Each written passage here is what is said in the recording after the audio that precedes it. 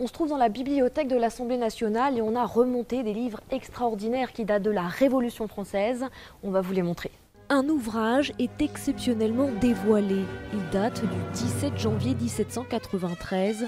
C'est l'original du procès de Louis XVI, quand les députés ont voté l'exécution du roi. Vous voyez Robespierre qui vote la mort, Danton qui vote la mort, Camille Desmoulins la mort, Marat qui vote la mort dans les 24 heures. Le procès du roi est normalement conservé à l'abri des regards dans la chambre forte de l'Assemblée, à côté d'autres trésors comme le masque mortuaire de Mirabeau ou le serment du jeu de paume datant de 1789. Les actes fondateurs de la démocratie française. Mais ça, ce sont des choses absolument uniques au monde que l'Assemblée conserve depuis la Révolution. Et dans l'hémicycle, autre trésor caché de l'Assemblée nationale, c'est le perchoir. Il date de 1798.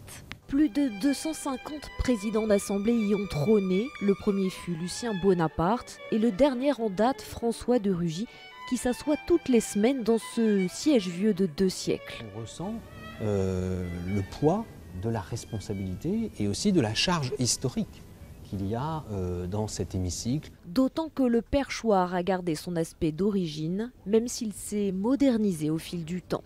Déjà, évidemment, cela n'existait pas, ces petits écrans électroniques, de même que maintenant vous avez même une prise de courant pour pouvoir recharger des téléphones portables. Des prises de courant et une sonnerie pour marquer la fin des séances à la place de cette ancienne cloche de 1930.